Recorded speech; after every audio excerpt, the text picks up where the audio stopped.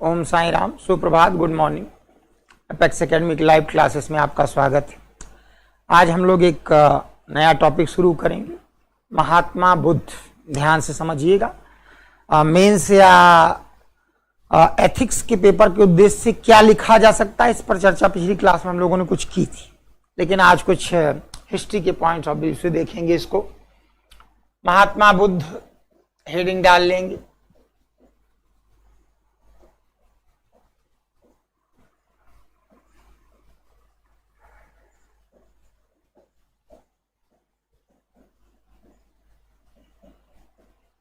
(563 से 483 ईस्वी पूर्व), आप देख सकते हैं करीब करीब 80 वर्ष का उनका जीवन है।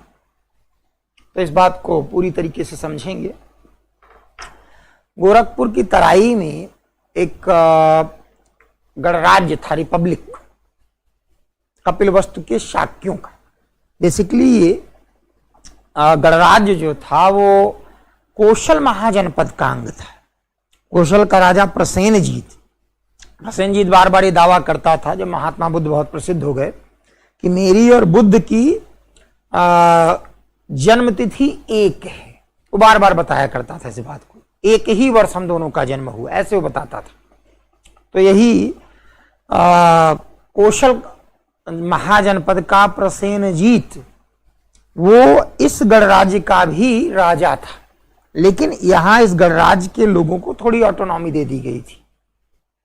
ये लोग आपस में अपना मुखिया चुनते थे, चीफटेन चुनते थे, और जिस साल बुद्ध का जन्म होने वाला था उसी साल उनके पिता शुद्धोधन मुखिया चुने गए थे।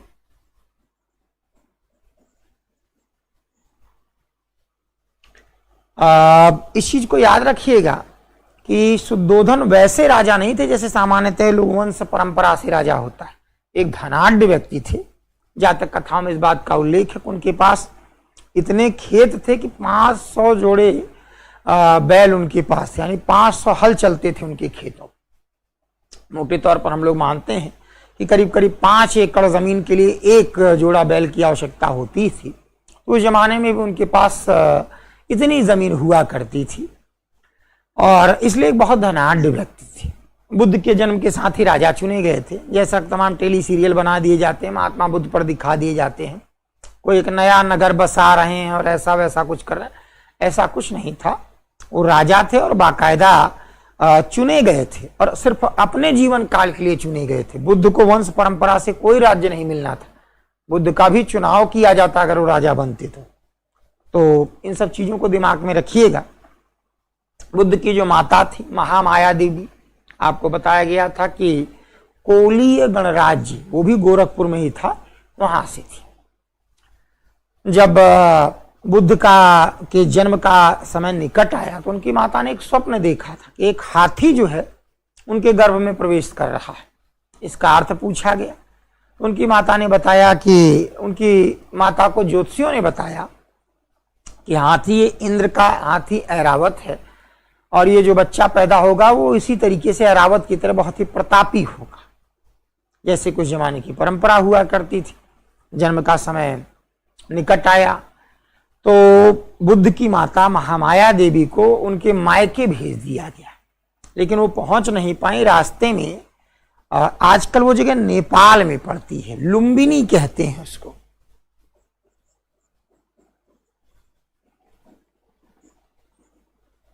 यही लुम्बिनी में उनको प्रसव पीड़ा हुई, और उसके बाद एक साल के पेड़ की टहनियों को पकड़कर उन्होंने खड़े खड़े एक बच्चे को जन्म दिया था।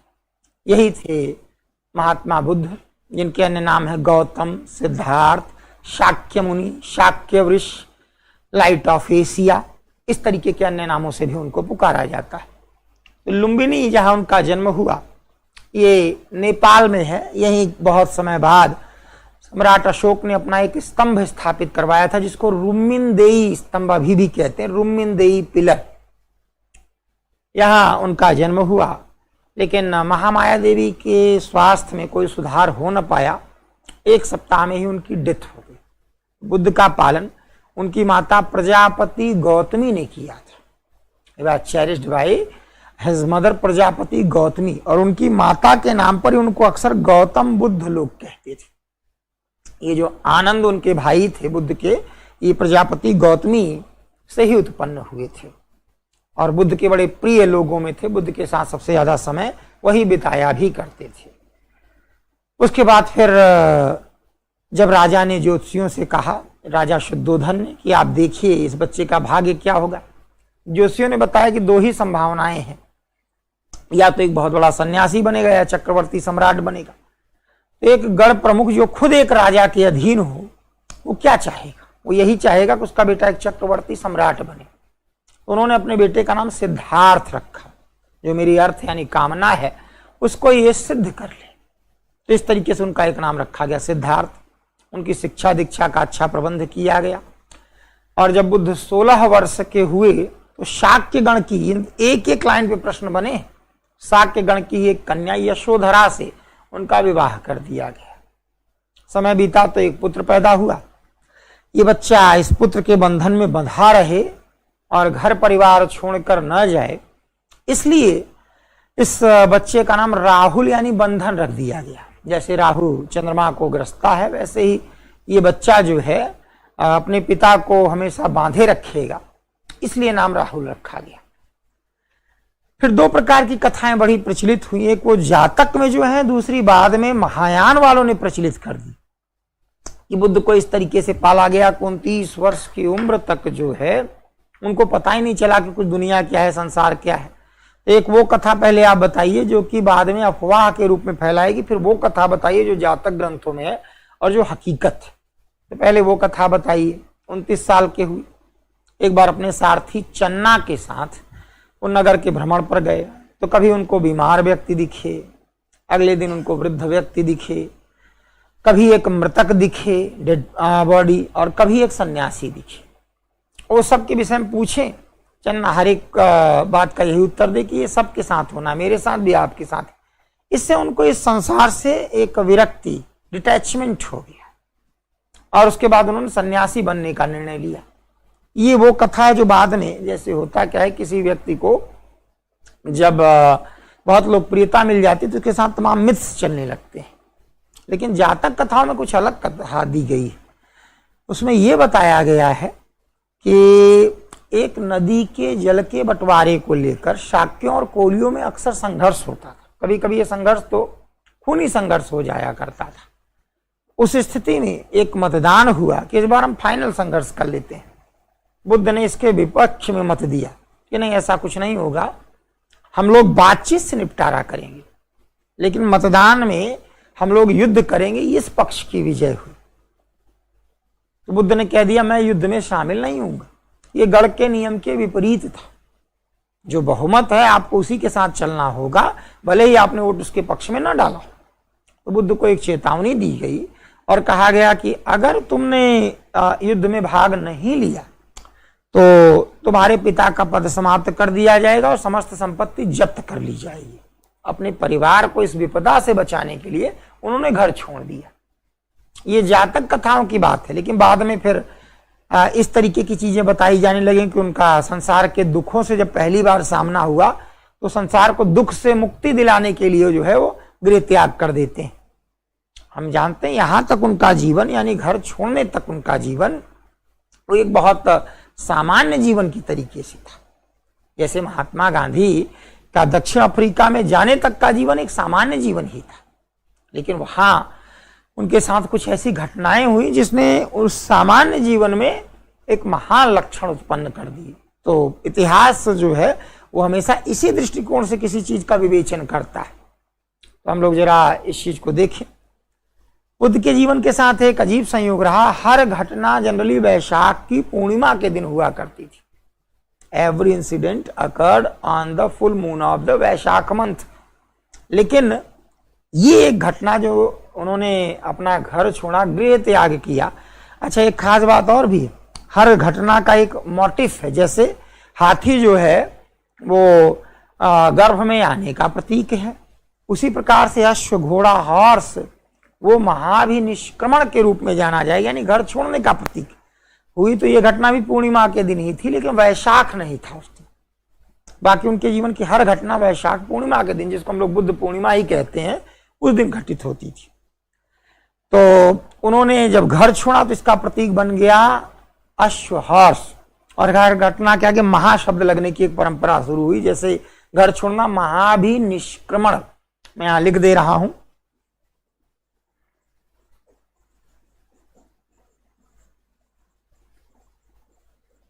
तो महात्मा बुद्ध के जीवन की हर घटना के साथ महा एक उपसर्ग, एक प्रीफिक्स लगा दिया जाता है।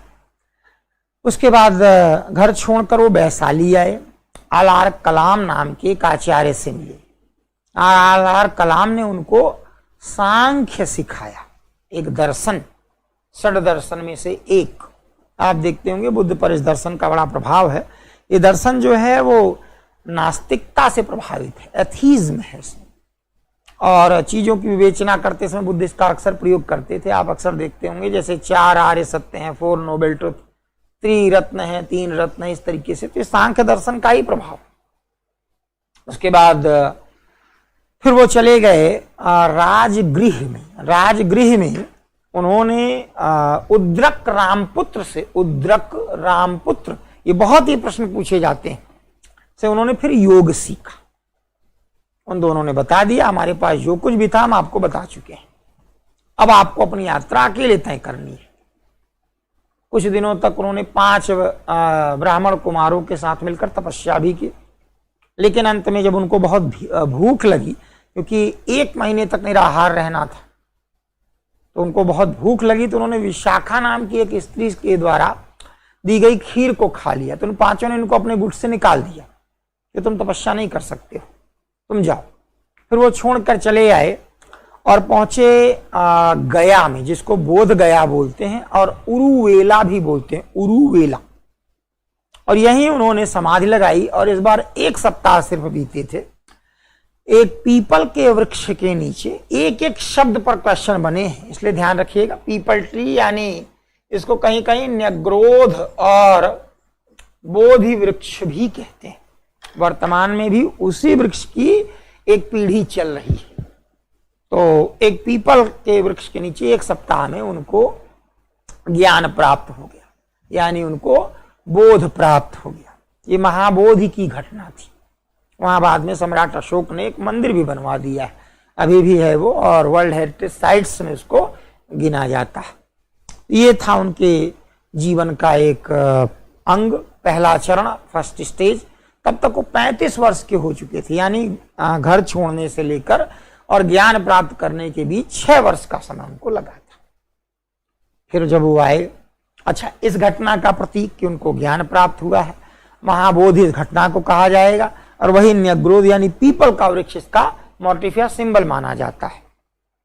फिर वो सारनाथ आए। यहां उन्होंने देखा वो 5 ऋषि कुमार जो थे वो तपस्या कर ही रहे थे। बुद्ध ने बताया कि मुझे ज्ञान प्राप्त हो गया है। उन्होंने कहा कि आप मुझे भी ज्ञान का उपदेश करें। बुद्ध ने कहा नहीं, पहले तुम शिष्य बनो। और यही बौद्ध संघ की स्थापना हुई। संघ या मिशन या मिशनरीज या फेडरेशन, त्रिरत्न एक है, इसकी स्थापना सारनाथ में हुई थी। बौद्ध संघ वाज फाउंडेड एट सारनाथ। और बुद्ध ने पहले उपदेश उन्हीं 5 ऋषि कुमारों को दिए। ये उनकी पहली टीचिंग्स थी। ये 5 ऋषि कुमार जो थे उनके पहले शिष्य बने। उस समय सारनाथ को ऋषि पत्तन और मृग दाव भी बोलते थे। तो अक्सर ऐसे भी क्वेश्चन में नाम आ जाते हैं। उसके बाद फिर धीरे धीरे बौद्ध धर्म आकार लेने लगा। बुद्ध की एक खास बात ये थी कि पाली भाषा का प्रयोग करते थे, संस्कृत नहीं बोलते थे। उस समय तक संस्कृत सबकी समझ में नहीं आ रही थी, तो संस्कृत को ही बिगाड़ कर जो आदमी जैसे बोल सके वैसे एक भाषा का प्रयोग कर रहा था, उसी को पाली कहते थे। बुद्ध कहते थे बस अपना एक्सप्रेशन आप दीजिए, ग्रामर का ध्यान मत रखिए। इसीलिए एक शब्द बना कि पाल्यते शपाली, जिससे हमारी बात पूरी हो जाए, वही पाली भाषा। तो इस तरीके से एक भाषा पाली का जन्म हुआ। और बुद्ध इसी भाषा में सरल तरीके से अपनी बात कहते थे। उन्होंने एक नियम बना रखा था कि कम से कम 2-2 के जोड़े में हम लोग जाएंगे और प्रचार करेंगे। उस जमाने में बरसात बहुत होती थी, एक एक हफ्ते तक, 15-15 दिन तक लगातार बरसात होना तो एक आम बात थी। 2-2, 3-3 दिन तक लगातार बरसात तो मुंबई में अभी भी हो जाती है। तो उस जमाने में बरसात बहुत होती थी, तो इसीलिए वर्षावास का एक उन्होंने नियम रखा, रेन सीजन हाल्ट जिसको आप कह सकते हैं, लेकिन बोलिएगा वही वर्षावास, ब्रैकेट में लिख लीजिएगा रेन सीजन हाल्ट। तो 4 महीने तक बरसात के वो कहीं नहीं जाते थे, 6-8 महीने घूम घूम कर जाते थे, शरीर से तगड़े थे, एक बार स्माइलिंग फेस था। और ऐसी स्थिति में वो पर डे 20 से 30 मील, 1.6 km का एक मील होता है, इतना चल लेते थे। बहुत सरल भाषा में अपनी बात कहते थे, लोगों को पसंद आती थी। सबसे ज्यादा 21 वर्षावास उन्होंने श्रावस्ती में किया था। बौद्ध मत का एक गढ़ बन गया था श्रावस्ती। दुर्भाग्य से आज उत्तर प्रदेश का वो सबसे पिछड़ा हुआ जिला माना जाता है हर मानदंड पर, लेकिन उस जमाने में वो बौद्ध मत का एक गढ़ बन गया था। ऐसे करते हुए श्रावस्ती में वर्षावास 21 बिताए, कुल 45 वर्ष तक प्रचार किए। जब 80 वर्ष के हुए, बाद में बुद्ध के परिवार के ही ढेर सारे लोग उनके संग में शामिल हो गए थे। आनंद के कहने पर उन्होंने वैशाली में भिक्षुणी संघ की स्थापना की थी, यानी लेडी मॉन्क जो थी वो भी इंट्रोड्यूस की जाने लगी। लेकिन तभी जब उनके पिता, पति या पुत्र की अनुमति हो, they were allowed by their father, spouse or son। उसी स्थिति में सामान्य स्त्री को इन 3 की अनुमति के बगैर आने की अनुमति नहीं थी। यहाँ वेश्या को अलाउ किया गया था और ये कहा गया था कि ये स्वतंत्र जीवा है, इसके ऊपर इन तीनों का बंधन नहीं है। तो ऐसी स्थिति में बुद्ध के परिवार के ढेर सारे लोग शामिल हो गए थे संघ में। उनकी माता, उनकी पत्नी, उनकी अपनी बहन, इस तरीके से तमाम लोग, उनका अपना भाई देवदत्त। तो वास्तव में खानदानी एक संस्था बनती चली गई थी। और स्थिति ये भी आई थी कि उनका भाई देवदत्त उनको रिप्लेस करना चाहता था। तमाम प्रयास भी उसने किए थे। इसका मतलब आप समझ सकते हैं कि जैसे कि आज के जमाने में तमाम प्रकार के आश्रम बन जाते हैं, उनमें एक परिवार विशेष के लोगों का अधिकार हो जाता है और उसमें इस तरीके की खींचतान चलती है। स्थिति वहां भी आई होगी। ये तो बुद्ध का अपना व्यक्तित्व था, जिसके कारण से जब तक सशरीर वो रहे उन्होंने इन सब घटनाओं का प्रत्युत्तर दिया। इन चीजों को भी समझिए, इतिहास को सही तरीके से समझेंगे तो ज्यादा बेहतर होगा। और ऐसे ही 80 वर्ष की अवस्था आई तो कहते हैं उन्हीं के अपने चचेरे भाई देवदत्त ने एक षड्यंत्र किया। चुंद नाम के एक लुहार से उन्होंने बुद्ध को माधव नाम का एक भोजन दिलवाया। माधव क्या है, इसको लेकर अभी भी तमाम प्रकार के विवाद चलते हैं। कुछ लोग कहते हैं कि सड़ा हुआ मांस था, रॉट मीट। कुछ लोग कहते हैं सड़ा हुआ अनाज था। देवदत्त का ये एक षड्यंत्र था कि अगर बुद्ध इनकार कर देंगे तो चुंद चारों तरफ चिल्लाना शुरू कर देगा कि देखो मैं गरीब हूं, मैं जो दे सकता था उन्होंने लिया नहीं। अगर स्वीकार कर लेंगे तो ऐसी स्थिति में जो है कुछ हम लोग ये दुष्प्रचार करेंगे कि देखो बुद्ध ने जो है वो एक निर्धन व्यक्ति, भाई चुंद एक निर्धन व्यक्ति था, उसका इनकार कर दिया तो भी वो उनके विपरीत जाएगा। और अगर वो स्वीकार कर लेंगे तो हम कहेंगे देखो करुणा की बात करते हैं। बुद्ध के मैसेज का जो क्रीम है, जो जिस्ट करुणा है, मर्सी, इसको ध्यान रखिएगा। अगर कोई आपसे एक शब्द में पूछे कि बुद्ध के मैसेज का जिस्ट बताइए तो आप कहेंगे करुणा है, मर्सी। इसी करुणा के कारण वो कोई कर्मकांड नहीं मानते थे। सबसे बड़ी चीज करुणा है, मर्सी। तो अगर वो स्वीकार कर लेंगे तो हम कहेंगे देखो ये मांस खाते हैं। तो दोनों ही तरीके से हम बुद्ध को बदनाम करेंगे। बुद्ध ने वो माधव का सेवन किया और उसके बाद इनका स्वास्थ्य बिगड़ गया और डिसेंट्री से, अतिसार से बुद्ध ने जो है देह त्याग किया। और संयोग से एक बार फिर से जब बुद्ध ने देह त्याग किया तो वही साल का वृक्ष, उसी के नीचे उन्होंने देह त्याग किया था। और एक बार फिर से सेम डे यानी बुद्ध पूर्णिमा के दिन ही उन्होंने ऐसा किया था। क्योंकि जाने के पहले बुद्ध ने एक बात और कही थी कि मेरे अवशेषों पर तुम लोग वैसे ही स्तूप बनवाना, same type of the stupa should be formed on my remains, जैसे चक्रवर्ती राजाओं के लिए बनवाए जाते हैं। बुद्ध की अपनी इच्छा थी। तो बुद्ध के जाने के बाद 8 स्तूप उनके अवशेष पे बनाए गए, जो कि डोम शेप या मुंड शेप इस तरीके की रचना होती थी। कल्चर में आपको मैं बताऊंगा स्तूप कैसे बनते थे और क्या क्या चीजें होती थी। हिस्ट्री के बाद हम लोग कल्चर ही पढ़ते हैं, खूब प्रश्न आजकल आने लगे हैं इस सेगमेंट से। तो बुद्ध के जाने के बाद कुल 8 स्तूप उनके अवशेषों पर बनाए गए थे। अक्सर पूछते, यूपीएससी तो जरूर पूछेगी कि 8 स्तूप थे कौन कौन से, तो आप जरा लिख लीजिए। एक स्तूप अजात शत्रु ने बनाया था, मगध का इस समय सम्राट था। उसका पिता बिंबिसार भी बुद्ध को जानता था और बुद्ध के से वो मिल भी चुका था। उसी प्रकार से दूसरा स्तूप कपिलवस्तु के शाक्यों ने बनाया था, जिस गणराज्य से खुद बुद्ध का संबंध था। तीसरा वैशाली के लिच्छवियों ने बनवाया था। Third one was constructed by Licchavis of Vaishali. चौथा वेठ द्वीप के ब्राह्मणों ने बनवाया था, वेठ द्वीप। पांचवा अलकप्पा के बुलियों ने बनवाया था, इनके नाम आपको लिखाए जा चुके हैं। अगला पावापुरी और कुशीनारा के मल्ल लोगों ने संयुक्त रूप से बनवाया था, मल्ल पावापुरी एंड कुशीनारा। अगला पिप्पलीवन के मौर्य लोगों ने बनवाया था, इनका भी नाम आपको बताया गया था। और अगला रामग्राम के कोलीय लोगों ने बनवाया था, जो उनकी ननिहाल थी। ये 8 स्तूप बुद्ध के जाने के बाद बनवाए गए थे। लेकिन बुद्ध को अगर हम पढ़ रहे हैं तो क्या इस सामान्य सी जीवनी के लिए पढ़ रहे हैं? ना, इसी को समझना है। बुद्ध ने आत्मा और परमात्मा दोनों का खंडन कर दिया। न कोई आत्मा होती है, न कोई परमात्मा होता है। एक ढंग से वो एथीस्ट थी। वो बात अलग है, बहुत बाद में चलकर महायानियों ने खुद बुद्ध को ही जो है एक दिव्य शक्ति बता दिया और बताया वो बार बार जन्म लेते हैं। 549 बोधिसत्वों के रूप में जन्म लेने के बाद उन्होंने बुद्ध के रूप में जन्म लिया।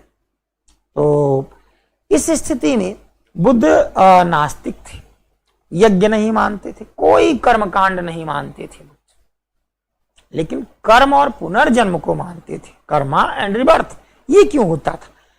ये भारत में जितने भी दर्शन आए हैं, चाहे वो आस्तिक हो चाहे नास्तिक हो, वेदर दीज वर थीस्ट और एथीस्ट, कर्म और पुनर्जन्म को सबने माना है। क्यों? जैसा कर्म करेंगे उसी के अनुरूप आपको फल मिलेगा, ऐसा मान के सब चाहते थे समाज को एक पॉजिटिव मैसेज दिया जाए, यानी आचरण की शुद्धता पे जो है प्योरिटी ऑफ द कंडक्ट, इस पे सबसे ज्यादा जोर दिया जाए। और ये बुद्ध ने इस पर बहुत ज्यादा जोर दिया। उसी प्रकार से बुद्ध से जुड़ी कुछ और बातें जिनको आपको अच्छे तरीके से समझना है। कालांतर में बुद्ध के अनुयायियों ने त्रिरत्न की अवधारणा दी, 3 जेम्स। उन्होंने बताया हमारे त्रिरत्न है बुद्ध, धम्म और संघ।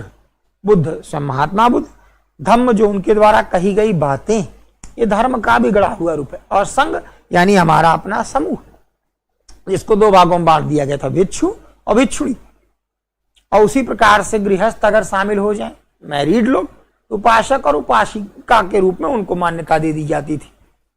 लेकिन भिक्षु भिक्षुणी वही होते थे जो मॉन्क होते थे, जो सन्यासी थे, जो घर छोड़ चुके होते थे। तो इस स्थिति में ये बुद्ध, धम्म और संघ जो है, ये तीनों यहां त्रिरत्न बने। बुद्ध ने 4 आर्य सत्यों की, 4 नोबेल ट्रुथ की बात कही। क्या थे ये 4 आर्य सत्य? तो हम लोग जरा ध्यान से देखेंगे। वो ऐसे बोलते थे,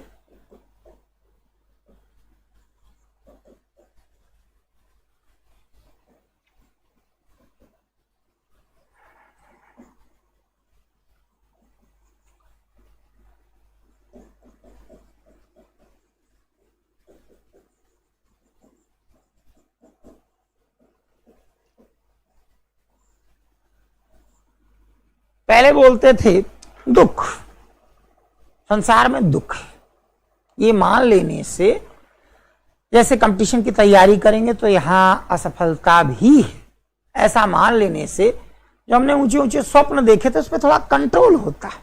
तो बुद्ध कहते थे पहली चीज तो यही मान लो, देयर इज सारो इन वर्ल्ड, संसार में दुख, ये पहला आर्ट। फिर कहते दुख समुदाय, इसका मतलब दुख का कारण है, ऐसे ही नहीं दुख है संसार में। There is a factor of sorrow, root cause of sorrow, and that is our desires. दुख का कारण तृष्णा है, कामनाएं हैं, हमारी इच्छा है। फिर दुख निरोध। अगर आपने इसी तृष्णा पर, डिजायर पर विजय प्राप्त कर ली तो आप इस दुख को रोक सकते हो।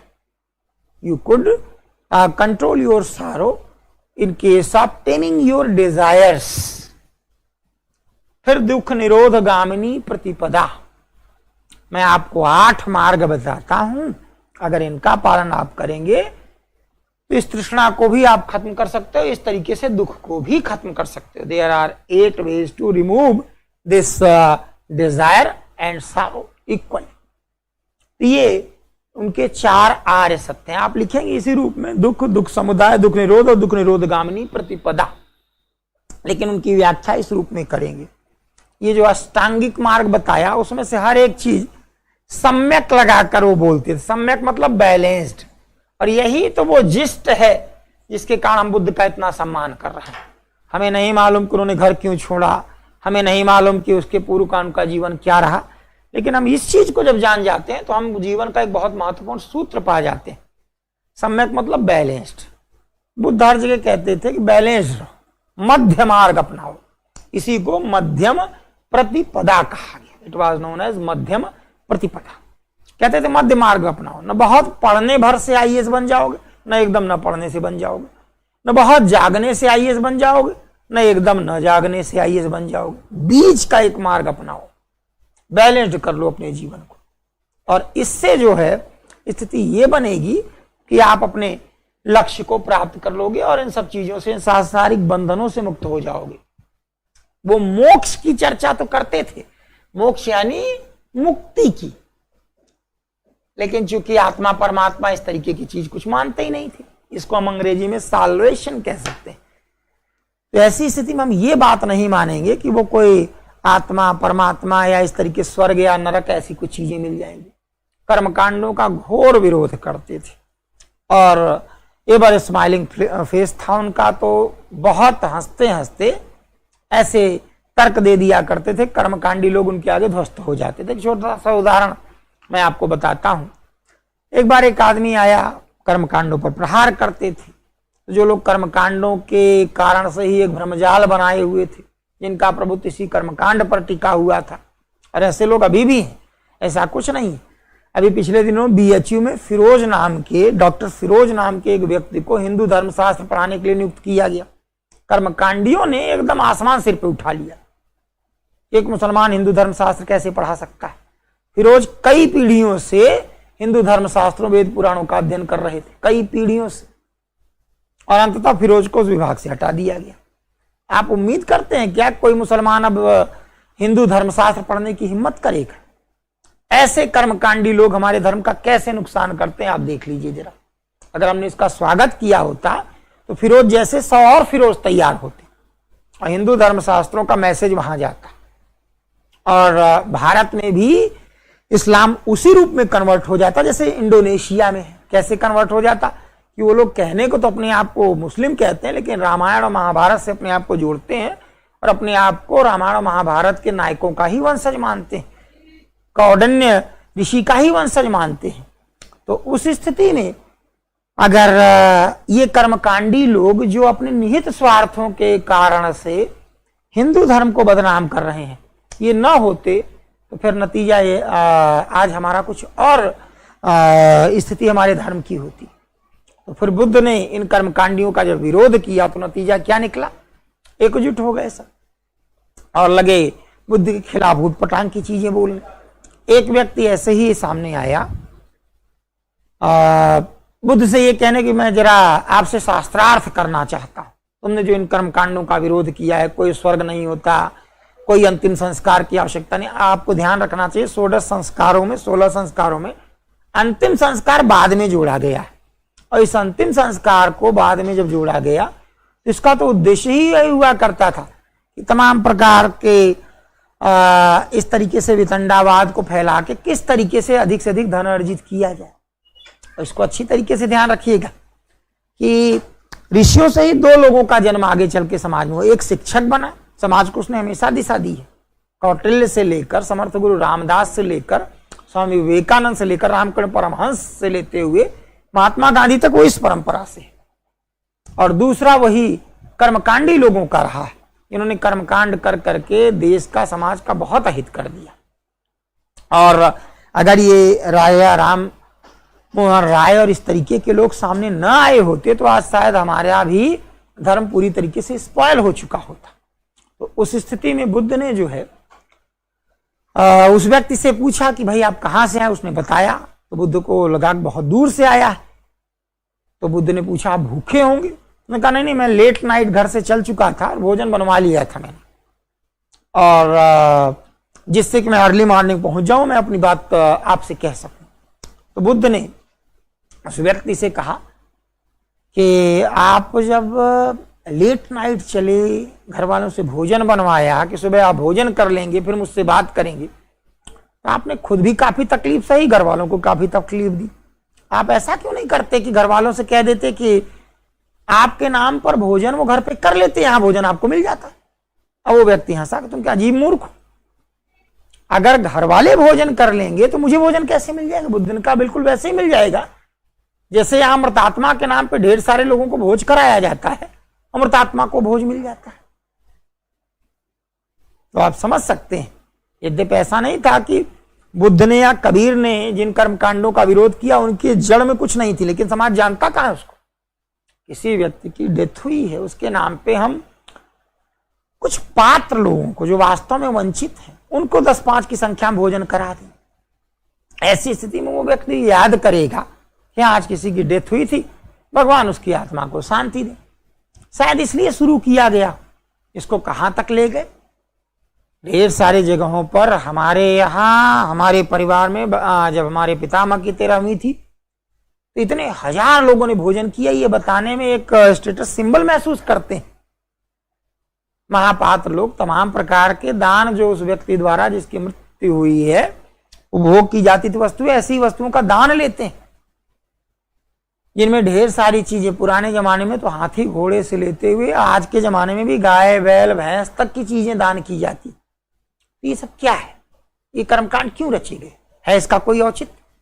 उस व्यक्ति द्वारा जो कुछ भी अच्छा कर्म किया गया था उस अच्छे कर्म की परंपरा को आगे बढ़ाने वाली बात तो नहीं कही। तो बुद्ध इस चीज का विरोध कर रहे थे। और बुद्ध ऐसा नहीं है कोई ऐसी नई बात कह दे रहे थे, उपनिषदों में ऑलरेडी इन सबका विरोध किया गया।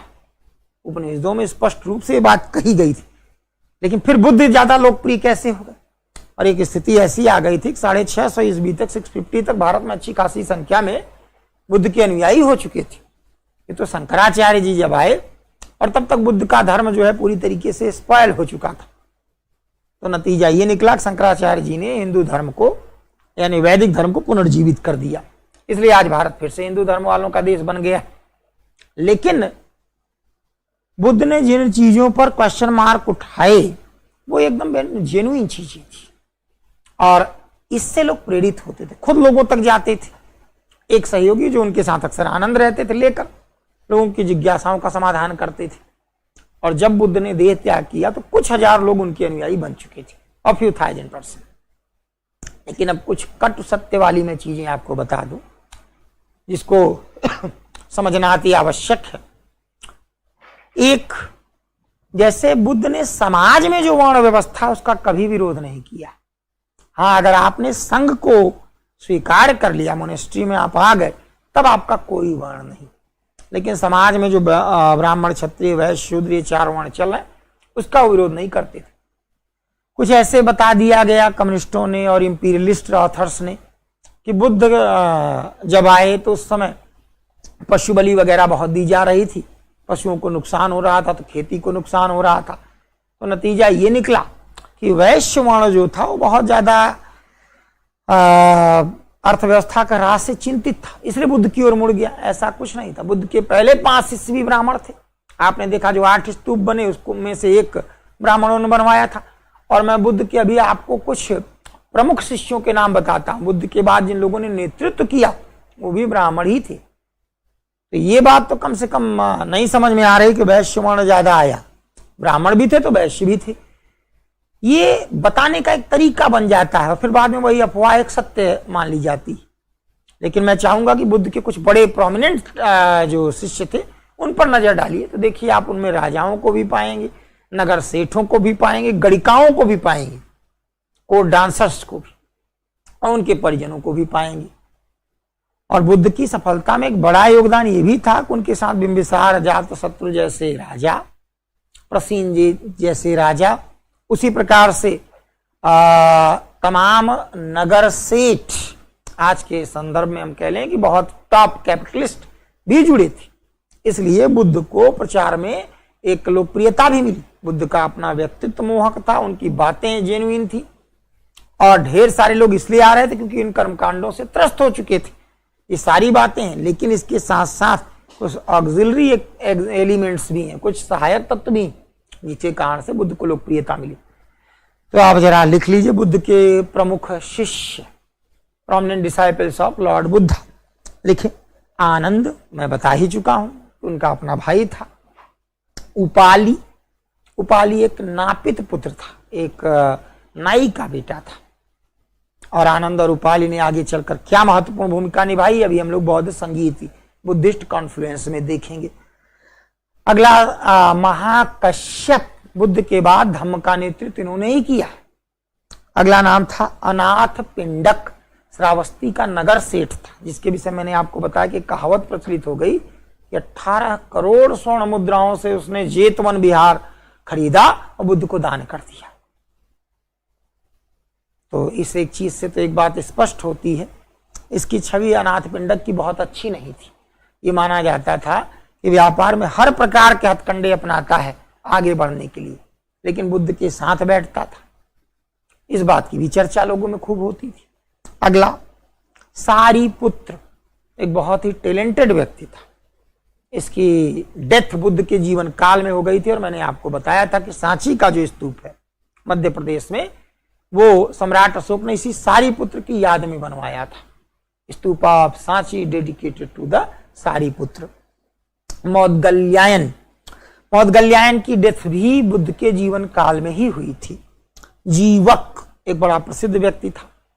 ये बिंबिसार का राजवैद्य था, कोर्ट मेडिशियन।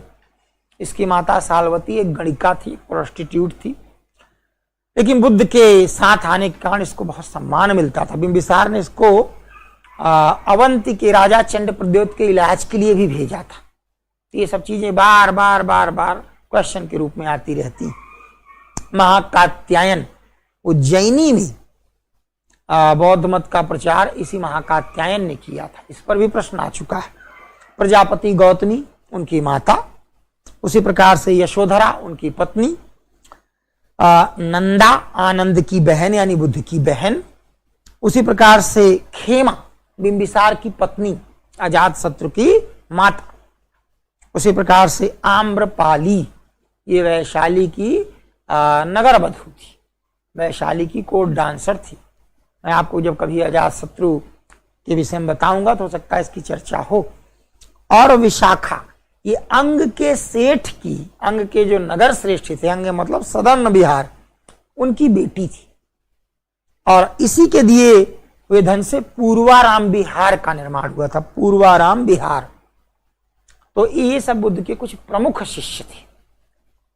लेकिन ऐसा नहीं है कि सिर्फ ये लोग साथ आ गए इसलिए बुद्ध बहुत लोकप्रिय हो गए। निश्चित तौर पे बुद्ध की बातों में एक समाज के लिए राह थी। अंतिम क्षणों में भी जब आनंद बुद्ध के जाने से बहुत दुखी दिख रहे थे, तो बुद्ध ने अंतिम क्षणों में भी कहा था, सबके मन में यही चिंता थी कि आपके बाद हमारा मार्गदर्शन कौन करेगा। तो बुद्ध ने कहा, चरैवेति चरैवेति, चलते रहो चलते रहो। मैं देखता हूं कभी कभी स्टूडेंट ऐसी ऐसी चीजों प्रश्न पूछते हैं जैसे लगता है वो एक कदम इस पर विचार नहीं करना चाहते। मैंने क्लास में चीजों बता दी है, थोड़ा विचार करिए। अगर आप आईएएस बनना चाहते हैं तब तो विचार करना पड़ेगा। अगर आपने ये वन लाइनर एग्जाम्स को लक्ष्य बना रखा और धीरे धीरे ज्यादातर एग्जाम वन लाइनर की लिमिट से हटाए जा रहे हैं, कुछ भी विचार या तर्क नहीं करना चाहते हैं, कोई विश्लेषण नहीं करना चाहते हैं, बस वो चाहते हैं कि हर चीज पकी पकाई दे दी है। तो आईएएस के एग्जाम में तो विचार करना होता है, लिखते हुए सोचना होता है, सोचते हुए लिखना होता है। तो फिर उनकी क्या स्थिति होगी आप खुद अंदाजा लगा लीजिए। तो ऐसी स्थिति में बुद्ध ने कहा था, चरैवेति चरैवेति, चलते रहो चलते रहो, यानी कुछ न कुछ प्राप्त करते रहो। ऐसा तो वो नहीं बोल के गए थे कि मैंने जितना बताया था वहीं रुक जाओ बस। यही तो एक अंतर है महात्मा बुद्ध में और यही एक अंतर था, जब आपको मैं कभी इस्लाम पढ़ाऊंगा उसमें हजरत मोहम्मद के बाद इस्लाम को वहीं रोक दो, ऐसी एक टेंडेंसी चली, और इसी का कारण था आतंकवाद का जन्म हुआ। और महात्मा बुद्ध ने अपने शिष्यों को जाते जाते कहा, चरय वेद चरय वेद। उपनिषद तो पहले से यही बात कहते थे कि अच्छे आचरण के द्वारा ईश्वर को प्राप्त करो, वो तर्क से नहीं मिलता है। वो स्वामी तुलसीदास तक इस बात को बता देते हैं कि ईश्वर को वही जान सकता है जिसको ईश्वर खुद चाहे कि हाँ ये मुझे जाने। तो एक रास्ता दे दिया गया है कि बस आप अपने मार्ग पर चलते रहो और आत्मदीपो भव, अपना दीपक खुद बनो। यानी ये कोशिश करो कि एक रोशनी तुमको दिखा दी गई है, उस रोशनी में राह खोजो। अब ये नहीं कि टॉर्च जो है जो एक जगह फिक्स कर दी गई, सब इसमें अपनी राह खोजो, वो आप अपने हाथ में लेके अपने रास्ते पे निकल जाए। तो महात्मा बुद्ध ने एक बहुत ही तार्किक तरीके से ये बातें बताई और नतीजा ये निकला कि शुरुआती दौर में ही कुछ हजार लोग मिल गए और धीरे धीरे ये संख्या बहुत बढ़ी। एक जमाना तो ऐसा आ गया कि बौद्ध मत के अनुयायी इस देश में बड़ी संख्या में थे, लेकिन खुद बुद्ध ने कह दिया था कि पहले मेरा धम्म 1000 वर्षों तक चलता, अप टू 1000 ईयर्स। लेकिन चूंकि आनंद ने दबाव डाला है और मैंने महिलाओं को भी शामिल कर लिया, अब ये 500 वर्ष चलेगा। महिलाओं को शामिल करने के वो क्यों विरोधी थे या क्यों नहीं चाहते थे कि उनको संघ में लाया जाए, अब इस बात पर तो अभी फिलहाल चर्चा नहीं होगी। लेकिन ऐसा कुछ नहीं था, कोई नारी विरोधी थे, एक महामानव थे, कुछ उनकी अलग दृष्टि रही होगी। लेकिन ये बात बुद्ध की जो थी, उन्होंने कहा था कि अभी 500 वर्षों तक चलेगा, ये सत्य सिद्ध हुई। हकीकत यही है कि 500 वर्ष बीतते बीतते आज जो रोल कम्युनिस्ट अदा करते हैं, यानी हर भारत विरोधी गतिविधि को तुरंत समर्थन देते हैं, सीआरपीएफ के जवान मारे जा रहे हैं, उसका कहीं कोई 10-5 लोगों का समूह हर्ष मना रहा है, कम्युनिस्ट तुरंत उसको सपोर्ट कर देते हैं। भारत में ऐसी कोई भी गतिविधि जो इस देश को मजबूत करे, कम्युनिस्ट हमेशा उसका विरोध कर देते हैं। कुछ यही रोल 500 वर्ष बाद आते आते बौद्धों ने निभाना शुरू कर दिया था। धीरे धीरे समाज ने इनको अपने से किनारे कर दिया और आगे चलकर बौद्ध मत जो है खुद भी बहुत रूप से परिवर्तित हुआ। इसको भी हमको समझना है। महात्मा बुद्ध ने पहली धार्मिक क्रांति की थी, सनातन या वैदिक धर्म में सुधार की, जो जड़ता आ गई थी उसमें सुधार की। और शुरुआती दौर में इनके जो अनुयायी थे वो अनुयायी समाज के हर वर्ग से आए थे, इसको भी अच्छे तरीके से ध्यान रखिए। लेकिन बुद्ध के देह त्याग करने के बाद एक ऐसी घटना घटी जिसने कि बौद्ध मत में एक बहुत बड़ी हलचल उत्पन्न कर दी। एक बार कोई ऐसी बात हुई, पूछा गया कि इसमें बुद्ध के क्या विचार थे। तो एक शिष्य ने बोला कि मेरे ख्याल से उनके विचार ये थे। किसी ने कहा नहीं ऐसा तो उन्होंने कुछ कहा ही नहीं। बुद्ध की एक आदत थी, जिस चीज पर उनको नहीं बोलना होता था मौन रह जाते थे। तमाम ऐसे प्रश्न थे जिस पर वो मौन हो जाते थे। बड़ी सीधी सी बात है, हर प्रश्न पर उत्तर देकर अपने आप को अनावश्यक का विद्वान दिखाना, ये शाम के को जब आप टेली चैनल्स की डिबेट्स देखते हो उसी में दिखेगा आपको। बुद्ध तो महामानव थे, ऐसी हरकत कैसे कर सकते थे, कुछ चीजों को इग्नोर कर देते थे। अब बुद्ध चुप रह गए, इसका एक व्यक्ति ने अपने अनुकूल अर्थ निकाल लिया। तो ये समझ में आया कि ऐसे तो ये पूरा अर्थ पलट देगा बुद्ध की शिक्षाओं का। चलो बुद्ध के सारे शिष्य लोग मिलकर एक सम्मेलन कर लेते हैं। बुद्ध के सारे शिष्य लोग मिलकर एक संगीति, एक मेल कर लेते हैं। और ऐसे में ही 4 संगीतियों का जन्म हुआ। कॉन्फ्लुएंस, तो हेडिंग डाल लीजिए, बुद्धिस्ट कॉन्फ्लुएंस। एक बड़ा सा पेज आप यूज करिए, देखिए ये संगीति मतलब क्रम, पहला, दूसरा, तीसरा, चौथा। कब हुआ, वर्ष, उसी प्रकार से वेन्यू, स्थान, इसका अध्यक्ष कौन था, चेयरमैन, उस समय राजा कौन था मगध का, रूलर ऑफ मगध, और उसी प्रकार से इसकी उपलब्धि क्या थी, अचीवमेंट क्या था। तो ऐसे आप एक टेबल बनाई, अगर 2 पेज भी लग जाए तो कोई दिक्कत नहीं। देखते हैं पहली संगीति, निश्चित तौर पर बुद्ध के देह त्याग के तुरंत बाद, यानी 483 BCE। ये कहां हुई थी? ये उसी राजगृह की सप्तपर्णी गुफा केव, ये राजगृह में, बिंबिसार की राजधानी। तब राजा था अजातशत्रु, इसका अध्यक्ष बनाया गया महाकश्यप को। याद कर लीजिएगा इन सब चीजों को। इसका राजा आपको अभी बताया गया कि अजात शत्रु था, रूलर अजात शत्रु था। उपलब्धि क्या थी, अचीवमेंट क्या था? इसी में सुत्त और विनय पिटक का जन्म हुआ। सुत्त पिटक आनंद ने पढ़ा, सुत्त पिटक वाज रिसाइटेड बाय आनंद। विनय पिटक उपाली ने पढ़ा था। सुत्त पिटक में बुद्ध के उपदेश थे, आनंद को उनके साथ सबसे अधिक समय रहने का अवसर मिला, इसलिए बुद्ध क्या कहते थे वो आनंद ने बताया। और उपाली ने उस जमाने के डिसिप्लिन बताए कि जो कि बौद्ध मत में होने जरूरी, ये विनय पिटक में रहे। ये पहली संगीति हुई। ठीक इसके 100 साल बाद दूसरी संगीत का आयोजन। इस बार जगह थी वैशाली, क्योंकि आगे चलकर आप देखेंगे अब मगध की राजधानी वैशाली हो चुकी थी। इसका अध्यक्ष सर्वकामिनी को बनाया गया था। इसको एक नाम और भी दिया गया है, साबक मीर। सर्वकामिनी को साबक मीर भी कहते थे। इस समय मगध का राजा था कालाशोक। आगे चलकर आपको बताया जाएगा, वैशाली का एक राजवंश था, उसका ये राजा था कालाशोक। इस समय बौद्ध मत फिर से 2 भागों में बटा। देखिए फिर से क्या, पहली बार ही एक ढंग से 2 भागों में बटा। एक का नाम रखा गया थेरवाद और दूसरे का Mahasanghika. Buddhism was split into 2 parts as Theravada and Mahasanghika. Mahasanghika लोग बाद में महायान में चले गए, थेरवादी जो है हीनयान में बदल गए। इनको मैं अभी आपको बताऊंगा। ये थी दूसरी संगीति। फिर आई तीसरी संगीति, ये अशोक के शासनकाल में हुई थी, 251 ईस्वी पूर्व। इस बार वेन्यू पाटलिपुत्र या पाटिलपुत्र को रखा गया और इस संगीति का अध्यक्ष बनाया गया था मुग्गलिपुत्र तिष्य। फिर से एक बार नाम देख लीजिएगा, मुग्गलिपुत्र तिष्य। असल में उस जमाने में 3 तिस्सा थे। एक अशोक का अपना सगा भाई था तिस्सा, एक श्रीलंका का राजा भी तिस्सा था।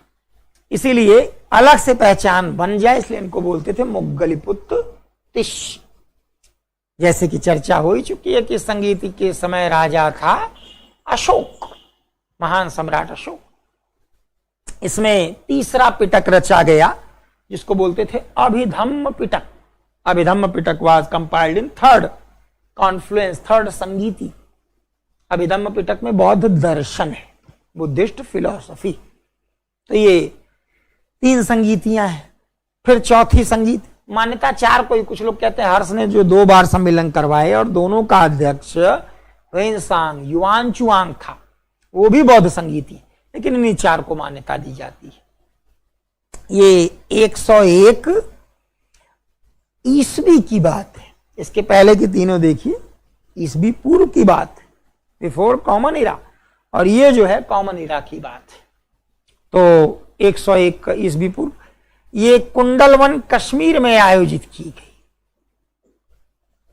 वैसे ऐसे भी कुछ लोग मिलते हैं जो कहते हैं नहीं ये जालंधर में हुई थी, लेकिन ज्यादातर लोगों का यही कहना है ना ये कुंडलवन कश्मीर में हुई थी। इस बार वसुमित्र को अध्यक्ष और अश्वघोष को उपाध्यक्ष बनाया गया। वसुमित्र एक बहुत विद्वान व्यक्ति थे। उन्होंने महाविभाषा शास्त्र नाम का एक ग्रंथ लिखा था, बौद्धों की इंसाइक्लोपीडिया कही जाती है। वो अध्यक्ष बने और एक उपाध्यक्ष, एक डेप्यूटी चेयरमैन भी चुना गया था इस बार। ये थे अश्वघोष, कनिष्क के राजकवि, कोर्ट पोएट। मैंने आपको पहले भी बताया था कि बुद्ध चरित सौंदरानंद और सारीपुत्र प्रकरण, ये 3 ऐसे ग्रंथ इन्होंने लिखे जिससे बौद्ध मत के विषय में हम बहुत कुछ जान जाते हैं। और इस समय राजा था कनिष्क। उपलब्धि क्या हुई, अचीवमेंट, बौद्ध धर्म 2 भागों में बट गया, हीनयान और Mahayana. Buddhism was split into 2 parts, Hinayana and Mahayana. इसको समझना जरूरी है, ये हीनयान क्या है और महायान क्या है। तो एक बार फिर से ऐसे ही टेबल बनाकर हम लोग इसको समझते हैं और ध्यान से देखते हैं। देखिए, जब कर्मकांड शामिल होने लगेंगे तो ये धर्म भी बर्बाद हो जाएगा। जब कर्मकांड शामिल नहीं थे, यानी उपनिषदों से मिलती जुलती विचारधारा थी, तो उस स्थिति में यहां भी कुछ अच्छे तत्व थे।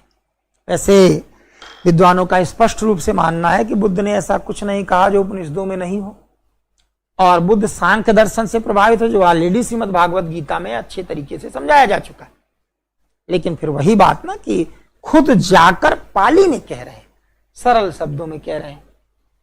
तो रामकृष्ण परमहंस जैसे थे, रामकृष्ण परमहंस और बुद्ध में एक बेसिक अंतर था।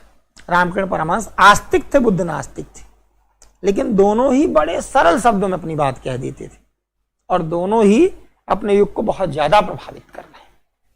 तो जरा देखें, जो हीनयान और महायान 2 भागों में बटा, ये क्या है, इनको समझने की कोशिश करनी चाहिए। जायराना तौर पे 101 ईस्वी के आसपास अप टू 101 सीई ये दोनों नाम सामने आए। तो ये हीनयान और महायान, हीनयान नाम जो है इन महायानियों ने दिया। हीनयान यानी छोटा मार्ग, इसका क्या अर्थ हुआ, नैरो पाथ, छोटा मार्ग। बुद्ध के एक वाक्य से जन्मा ये शब्द। बुद्ध ने कहा ना, आत्मदीपो भव। किसी ने कहा कि हमको दीपक बनना चाहिए। दीपक तले तो अंधेरा होता, लेकिन दीपक दूसरों को रोशनी देता है। किसी ने कहा नहीं, हमको दीपक बनना चाहिए। दीपक जल जल कर रोशनी प्राप्त करता है। इसी चीज को 2 तरीके से लोगों ने व्यक्त कर दिया। तो हीनयानी कहते हैं कि खुद ज्ञान प्राप्त करो, दूसरे तुमको देखकर ज्ञान प्राप्त कर लेंगे, इसलिए इसको छोटा मार्ग बोला गया।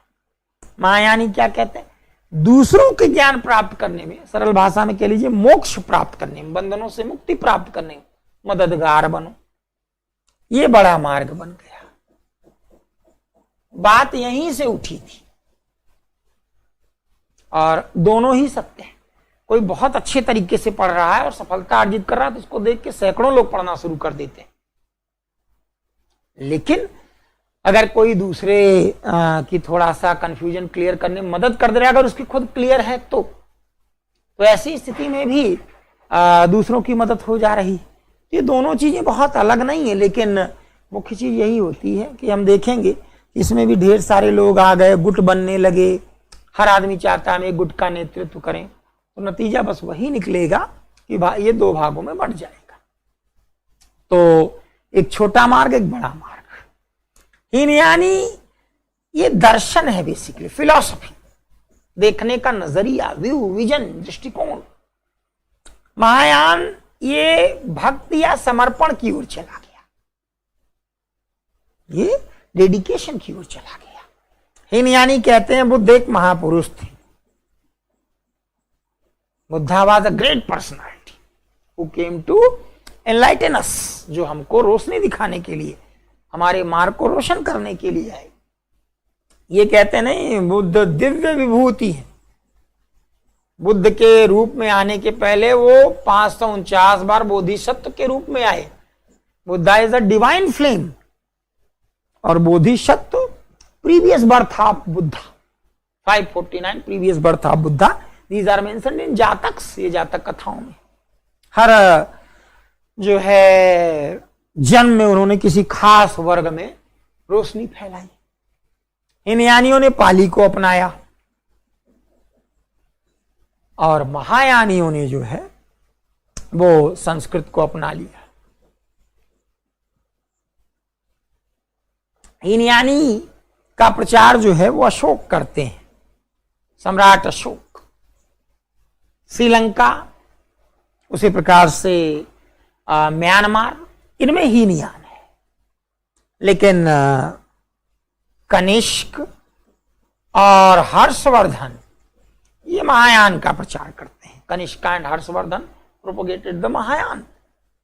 और central Asia, eastern Asia, whether that is China, Japan, Korea, South East Asia, Thailand से लेते हुए उसी प्रकार से थोड़ा और आगे बढ़े जिसको साइनो इंडिया हम लोग बोलते हैं, कंबोडिया, लाओस, वियतनाम, इन सब जगहों पर महायान का प्रचलन हुआ। समय आने पर गुप्त काल में भगवान बुद्ध को भी भगवान विष्णु का एक अवतार मान लिया गया। तो ऐसी स्थिति में जो भी बौद्ध मत के ये महायानी शाखा के लोग थे, धीरे धीरे वो सब फिर से वैदिक मत को मानने लगे, दशावतार में बुद्ध की भी गणना करके। और आप देख ही रहे हैं कि पहले तो कुछ कारण समझ में भी आ रहा है, बाद में तो कोई कारण ही नहीं है। गुप्त काल के समय ऐसी स्थितियां थी जो जयशंकर प्रसाद जी ने स्पष्ट की थी कि बौद्ध मत में बलि चलती थी। थोड़ा समय और आपको आगे बता दूं, क्योंकि ये सब यूपीएससी बहुत पूछता है। 650 आते आते क्या स्थिति बन गई थी, ये लोग भी तंत्र मंत्र पर जोर देने लगे थे। दे आल्सो बिलीव्ड इन तंत्र एंड टोटेम्स। स्थिति ये बन गई कि पहले मंत्रयान आया बौद्धों में ही, तंत्रयान आया, फिर वज्रयान आया। कोई तारा नाम की देवी आ गई जिसकी पूजा करने लगे। कहीं कहीं बुद्ध की पत्नी के रूप में तारा को दिखाया जाने लगा। उसके बाद बलि प्रथा चलने लगी, बलि देने लगे। बुद्ध के उपदेश देखिए और फिर देखिए जरा ये वज्रयानी क्या कर रहे हैं। और पंच मकार पर जोर देने लगे। 5 चीजें जो म से शुरू होती थी खुलेआम करते थे। मांस का सेवन करते थे, मदिरा का सेवन करते थे, भांति भांति की डरावनी मुद्राएं बनाते थे, मत्स्य मछली का सेवन करते थे, और सेक्सुअल एक्टिविटीज, मैथुन, खुलेआम ये एक्टिविटीज करने लगे। कहां बुद्ध का जीवन, कहां ये वज्रयानी। और सबसे बड़ी बात यह थी कि धन लेकर विदेशी आक्रमणकारियों का सपोर्ट करने लगे। तो धीरे धीरे खुद एब्सर्ड होते चले गए, कोई भी आचरण की शुद्धता न रही। और शंकराचार्य ने आखिरी प्रहार किया। उन्होंने वैदिक मत को एक बार से उसका रिस्ट्रक्चर किया, पुनर्संगठित किया उसको। और जो लोग भी बौद्ध मत के प्रति झुकाव रखते थे सब धीरे से फिर से अपने स्वधर्म में यानी वैदिक मत में लौट आए। तो भारत में ही इसका जन्म हुआ और भारत में ही ये लगभग लुप्त सा हो गया है। बहुत बाद में 9 बौद्ध न्यो बुद्धिस्ट महाराष्ट्र में एक खास जाति के लोगों ने इस धर्म को ज्वाइन किया था, जो बी आर अम्बेडकर के अनुयायी थे और महार जाति से जुड़ते थे। लेकिन उनका संबंध बुद्ध की इन शिक्षाओं से नहीं था। बुद्ध ने चूंकि कर्मकांडों का विरोध किया था, इस आधार पर उन्होंने इसको ज्वाइन किया। और बाद में तो बुद्ध की उस शिक्षा को भी भूल गए कि बुद्ध जो है समाज में करुणा का संदेश देते थे। अब उस नाम पे सिर्फ किसी जाति को गाली देने का काम नव बौद्धिस्ट या न्यू बुद्धिस्ट या नव बौद्ध ये ज्यादा करने लगे। लेकिन भारत के बाहर ये फलता फूलता रहा। भारत के बाहर हीनयानी और महायानी अलग अलग तरीके से फलते फूलते रहे। उसका कारण क्या रहा? तो इस चीज को आप बार बार समझिएगा कि भारत की आर्थिक सामाजिक स्थितियां ऐसी, चाहे वो राजनीतिक सत्ता हो चाहे धार्मिक सत्ता हो, जड़ बड़ी जल्दी हो जाती है। प्रॉस्पेरिटी शुरू से ही बहुत ज्यादा रही। तो उस प्रॉस्पेरिटी पर, ये मेंस के लिए आपको एक अपना कॉन्सेप्ट क्लियर कर लेना है। उस प्रॉस्पेरिटी पर अधिकार के लिए आदमी सिद्धांत गढ़ने लगता है और इसके लिए धर्म को भी विकृत करता है और राजनीति को भी विकृत करता है। आखिर आप अच्छी तरीके से जानते हैं कि राजनीतिक सत्ता इसीलिए प्राप्त की जाती है जिससे हमें ज्यादा ज्यादा आर्थिक लाभ और अन्य प्रकार के सुख और अधिकार मिले। और उसके लिए देखिए किस तरीके से धर्म से लेते हुए जाति, भाषा, प्रांत, सारे मुद्दों को लेकर कैसे कैसे सिद्धांत अभी भी गढ़े जाते हैं। तो ये भारत में संभावना इसलिए ज्यादा रही क्योंकि भारत में प्रॉस्पेरिटी ज्यादा रही। और बाद में फिर कैसे राज प्रॉस्पेरिटी खत्म हो गई, तो आप ध्यान रखिएगा वहां भी चीजों को बहुत विकृत कर दिया जाता है, डिस्टॉर्ट कर दिया जाता है।